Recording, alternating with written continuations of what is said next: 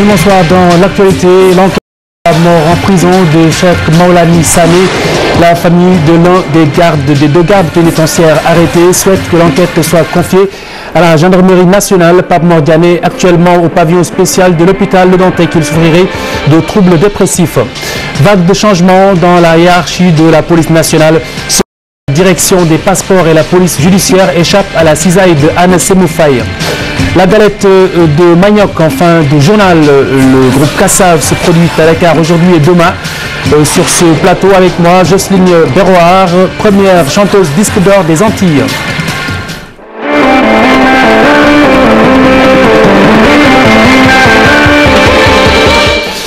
Enquête sur la mort du détenu Cheikh Maulani Sané, mort en prison. La famille de l'un des gardes pénitentiaires souhaite que la gendarmerie poursuive les investigations. Pape Mor Diané est actuellement au service psychiatrique de l'hôpital. Il souffrirait, selon un membre de sa famille, de troubles dépressifs. Voici son frère avec Bissa Prera. L'enquête a été mal faite. Parce que, étant donné qu'on a cité la police sur ce truc-là, d'avoir malmené Chérif Maulani Sané, pourquoi on donne l'enquête à la police? On devait le donner à la gendarmerie. Oui. Parce que j'ai vu à la télévision que les policiers l'ont menotté, l'ont bastonné. Ça, et puis on revient, on donne ça l'enquête à la police. Ça c'est inacceptable. Il faut qu'on refaire l'enquête et aller à la maison de Rebeuss et demander les gens, demander les prisonniers. Si on faisait ça, nous, on reste tranquille. Il est désespéré. Il est désespéré. Depuis son arrestation, il ne va pas bien. Il ne va pas bien. Il est extrêmement malade parce que l'affaire l'a dépassé carrément parce qu'il ne s'attendait même pas à cela. Parce que c'est un gosse très timide. Il est actuellement à l'hôpital Fann. Il souffre de... je pense bien que c'est son esprit qui... Il ne se sent pas bien, il a un problème mental, quoi. Affaire Hissène Habré, la commission rogatoire a auditionné, une commission rogatoire internationale a auditionné 797 personnes déclarées parties civiles et 14 témoins au Tchad sur place. Annonce des chambres africaines extraordinaires chargées de juger l'ancien président tchadien. Le séjour s'est tenu du 30 novembre dernier au 22 décembre courant. Les experts en anthropologie médico-légale ont identifié à l'occasion des sites supposés abriter des charniers. Habré, je le rappelle, est poursuivi pour crimes de guerre, crimes contre l'humanité. Il est en prison à Dakar en attente d'être jugé. Et puis, en plus bref, le PDG du groupe Walfadjri avait été convoqué aujourd'hui à la brigade de recherche de la gendarmerie de Colobane. Sidi Lamine Niasse affirme détenir, selon ses propres termes, des preuves de l'enrichissement illicite du président de la République.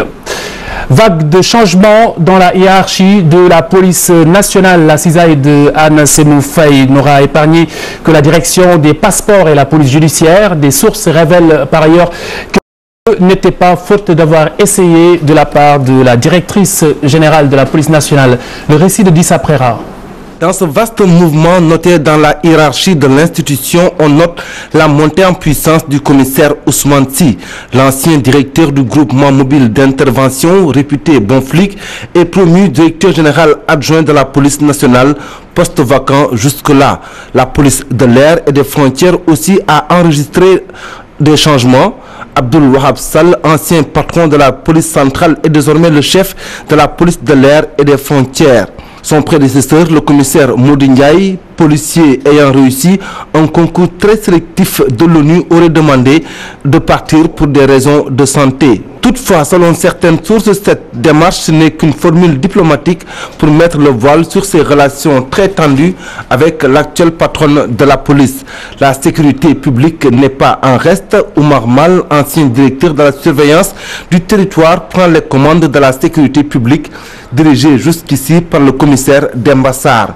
D'autres directions ont été également changées. Dans cette vague de mouvements, deux directions ont pu résister au tsunami et conservent du coup leur fauteuil. Il s'agit de Thierno Bokariag de la police judiciaire et Abdou Eliman Sall de la police des étrangers et des titres de voyage, communément appelée direction des passeports. transports. Deux hommes dont les relations avec le directeur général de la police nationale ne semblent pas être au beau fixe. Selon certaines sources, Anacim Faye aurait tenté de placer dans ces deux directions des commissaires réputés lui être proches. Le ministre de l'Intérieur en a décidé autrement. La conférence des ambassadeurs et consuls généraux du Sénégal se poursuit à Dakar. La rencontre planche sur la diplomatie économique. Le chef de l'État, Macky Sall, était à l'ouverture. Macky Sall qui a souligné la pertinence du thème de cette réunion de 72 heures. La diplomatie, instrument régalien par excellence, au service exclusif de l'intérêt national, se conjugue et se confond avec la tâche de développement économique et social de la nation. Un contexte et des besoins nouveaux se font jour qui demandent une relecture des enjeux pour comprendre nos options, nos atouts, nos contraintes et mieux promouvoir nos choix et nos intérêts. La candidature de notre pays à un poste de membre non permanent du Conseil de sécurité des Nations Unies pour la période 2016-2017. Hier, comme vous le savez, j'ai dépêché une mission en République centrafricaine pour s'enquérir de l'état et des conditions dans lesquelles nos Sénégalais vivent cette situation tragique. Je nous excuse pour la qualité sonore de cet élément. Et vous notez que le comité d'organisation du Gamou de Tivaouane est bien sur la route du Maouloud Nabi. Un symposium se tient demain à Dakar. Il s'agira de dépoussiérer davantage le legs des grands érudits de notre pays. Voici le coordonnateur du comité d'organisation. Donc, le symposium est organisé chaque année en prélude au Maouloud de Tivaouane pour, disons, être un cadre d'échange intellectuel entre l'intelligentsia sénégalaise et sur des thèmes d'actualité. Le thème qui a été choisi cette année est la valorisation du patrimoine intellectuel et culturel de la Tijania, enjeux et défis pour les générations et futures. Pourquoi ce thème? Nous nous sommes rendus compte que le patrimoine religieux sénégalais dans sa globalité n'est pas ou peu codifié. Quand je dis pas ou peu codifié, c'est que la plupart des œuvres de nos illustres anciens ne sont pas en tout cas publiées dans les normes internationales. Donc l'idée donc est venue de la publication et l'édition des différentes œuvres de nos érudits afin de les préserver et que les générations actuelles et futures puissent, disons, en bénéficier et les valoriser pour que les crises que nous vivons, les agressions culturelles et autres et morales que nous subissons puissent en tout cas être bannies à toujours. Je le disais en titre, ce soir et demain, le mythique groupe français d'outre-mer qui se produit dans notre capitale à la place du Souvenir ce soir et puis demain au stade Demba Diop. La voix féminine du groupe est attendue sur ce plateau. En fin de journal, juste après cette page des sports de Mamfatou Doy, mais en attendant, je propose d'écouter le promoteur Moustapha Diop de 37.5. En discutant avec le producteur de Kassav, François Pinard, on s'est dit pourquoi pas Dakar, pourquoi on fait déplacer un groupe aussi grand que le groupe Kassav de l'Europe vers l'Afrique, juste à côté à Conakry, pour ne programmer qu'une seule capitale. Ce serait dommage. Donc c'est de là qu'est parti les discussions donc, entre octobre et maintenant pour qu'on ait pu conclure l'arrivée de Kassav à Dakar. Ça faisait des années qu'on ne les avait pas vus à Dakar. Je pense que la toute dernière fois remonte au FESMAN. Il y avait énormément de programmations qui ont fait que peut-être la prestation de Kassav n'était pas... tout le monde n'était pas au courant. Donc on a pris le pari de faire venir le groupe Kassav, qui est un groupe qui se déplace à 19. Rien que le groupe Kassav, ils sont 19, ils sont au complet. c'est vrai que c'est un gros challenge.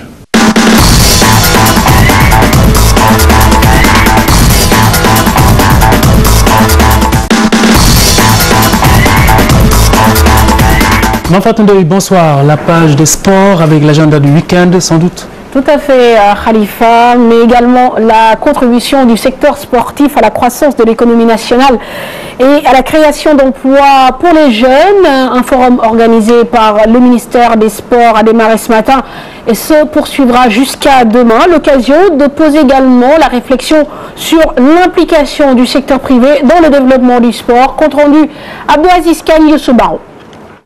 Le sport est un facteur de développement et les pouvoirs publics semblent l'avoir compris.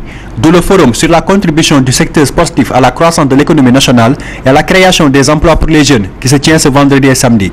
Mais les attentes, c'est permanent, vous savez, c'est arriver à trouver les ressources additionnelles nécessaires, arriver à promouvoir des champions, arriver, comme le dit très justement le général dans le concert du sport mondial, à ce que l'Afrique ait une grande part là-dedans, aussi bien en termes de ressources qu'en termes de visibilité, c'est-à-dire de champions. Mais dans un contexte où le monde sportif est aussi à la recherche de ressources additionnelles, l'implication du secteur privé devient alors nécessaire. Le monde sportif, c'est une niche d'emploi.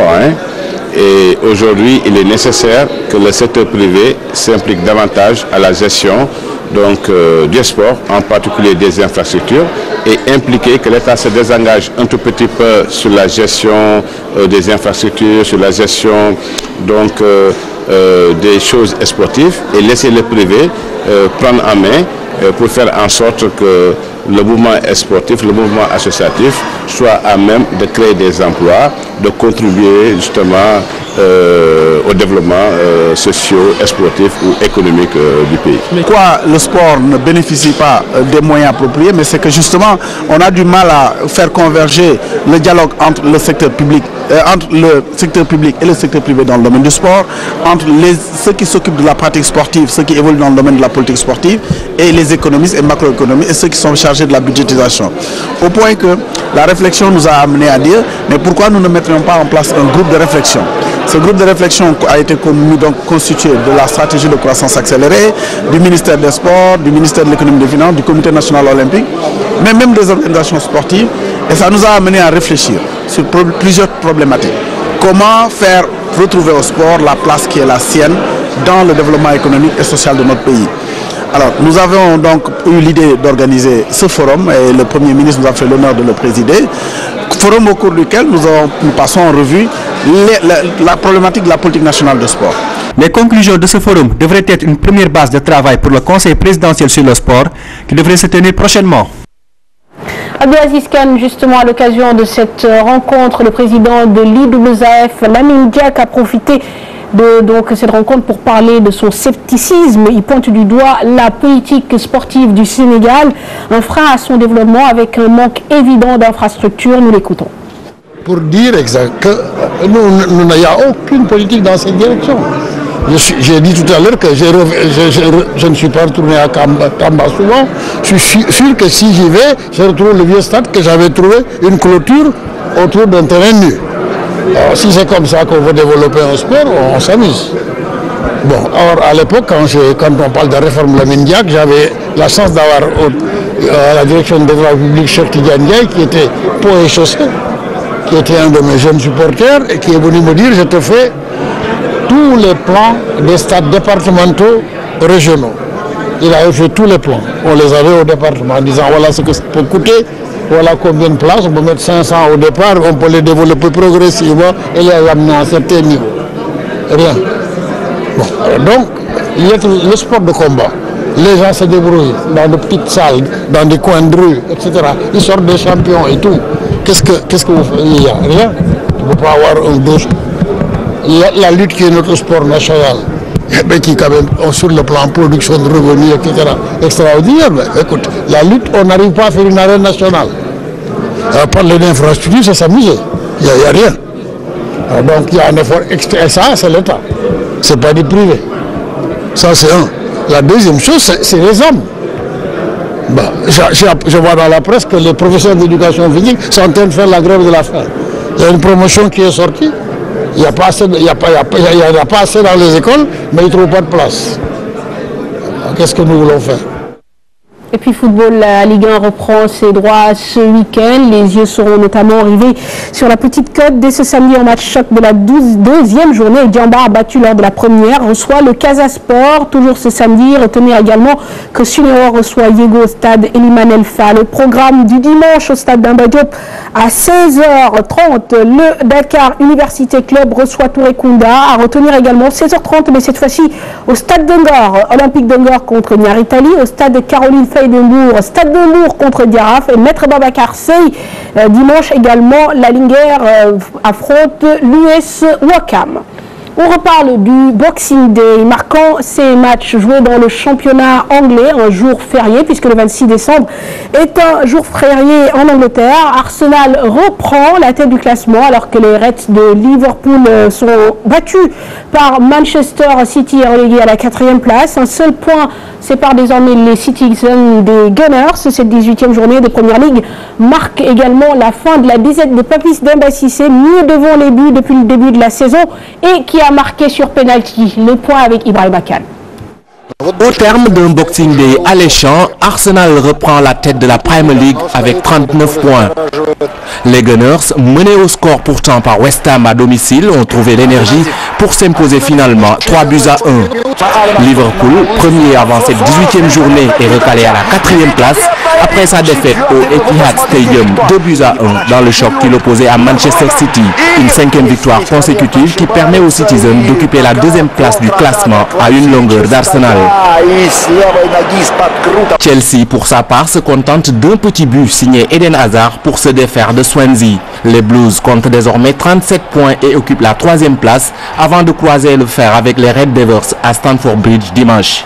Ce Boxing Day aura permis à Papis Demba Cissé d'ouvrir son compteur but de la saison.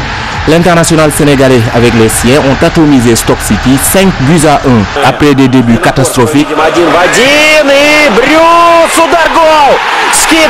Les Red Devils reprennent du poil de la bête. Ils se sont imposés 3-2 face à Hull City.